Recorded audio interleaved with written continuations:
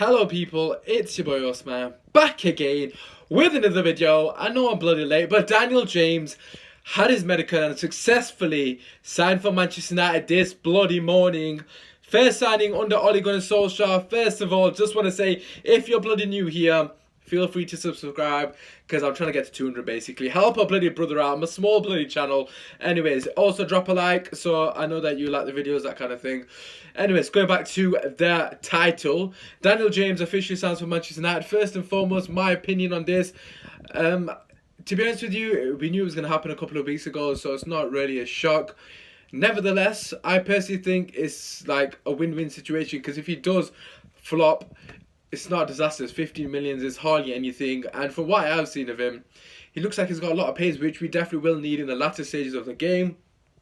By all means, I'm not expecting to be starting week in, week out, of course, but he has got a lot of potential. Like I said to you guys in my last video when I was talking about Daniel James, he was absolutely fantastic against Manchester City. Nah, I'm not gonna lie, I didn't see a lot of him against I didn't notice him as much as I probably should have against Manchester City.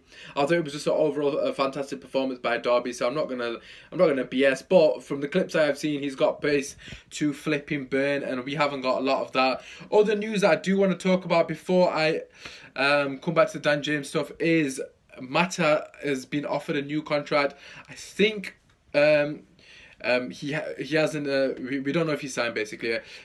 We know he has been offered a new contract. It's on Sky, other sources. What do you guys think of that? For me personally, I said a couple of weeks ago that it's likely that Matt is probably going to get a contract. For me personally, I can understand why people are really frustrated about this, but at the same time, you've got to look at it logically. I don't think Matt is one of the people that you really want to be shipping out of the squad.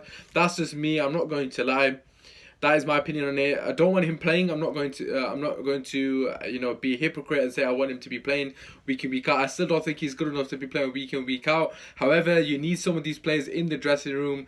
You know, Mate is one of those people that oozes class, and he's definitely a very good role model for the younger players that will be coming through. So the likes of Gomez, the likes of Pereira, the likes of McTominay, they're going to look at Mate and look at how much of a professional he is.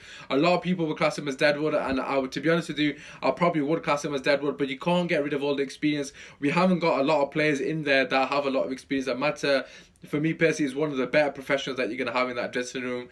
And at the end of the day, right, you've got to keep some of them. I don't want to keep Jones, Smalling and all these lot, but I just don't think the Mata one's a big deal. I think people are overreacting with the Mata one.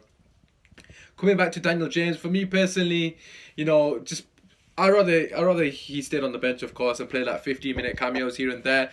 I suppose he's got an opportunity here in pre-season now to show us what he's made of. What does this show about Ole Gunnar Solskjaer? First and foremost, of course, he signed someone with a lot of pace, which doesn't really give us much to go off, because obviously he's still a youngster. However, it's interesting because he has actually rejected Icardi for Lukaku's swap. Whether that was obviously down to him, I'm assuming it was down to Solskjaer. So it's interesting to see which style of football he continues to play. At the moment, of course, we're still playing that counter-attacking football. For me personally, I'd rather we dominate the game and obviously on the ball. Daniel James looks like he's a perfect player to counter-attack an opposition. So is this a sign that Solskjaer is wanting to go down that route and, you know, allow other teams to come onto us whilst we play that expansive, quick breaking football down the wings, etc. It'll be interesting to see how it pans out. It's very early to say. Obviously, it's keeping Matter as well, so it doesn't really show us too much. But for the time being, it's a start. I'm not going to overreact like some Man United fans getting a bit upset. I don't really see what the problem is. Like I said, it's a win-win situation. Welcome to Manchester United, Daniel James. You're obviously not going to watch this, but if you do, mate, you're flipping welcome. A Welsh dragon, hopefully the next Ryan Giggs / Gareth Bale. Who cares, mate? He's got flipping pace to bloody burn.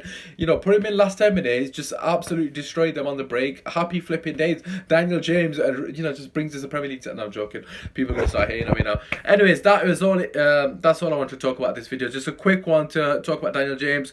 Of course, I will keep you guys up to date with all the other news. Of course, Fernandes is still within, rumours that Bruno Fernandes is being linked to Man United left hand centre, so potentially might make a video tomorrow, if not the day after. We'll see how it goes. I'm very busy at the moment with work, hence why this video is so late. That aside, drop a like. If you're new here, feel free to subscribe. Like I said, I want to get to 200 hopefully, and also feel free to let me know what you guys think. First of all, do you agree with the signing Daniel James? Do you think it's a risk? Personally, I can't see how anyone would think it's a risk, but let me guys know if you disagree with that. And also, what do you guys make of Juan Mata signing a new contract, or potentially signing a new contract? Of course, we've offered it him now, so it's up to Mata. The ball's in his court, you know, hypothetically speaking. So yeah, what are your opinions on them too? And also, if you've got any players that you want me to talk about, let me know in the comments as well. Anyways, it's been your boy Osman. I'm gonna go back downstairs and enjoy my family celebrations because it's still Eid for us because we're Pakistani and we're always late. Anyways, peace.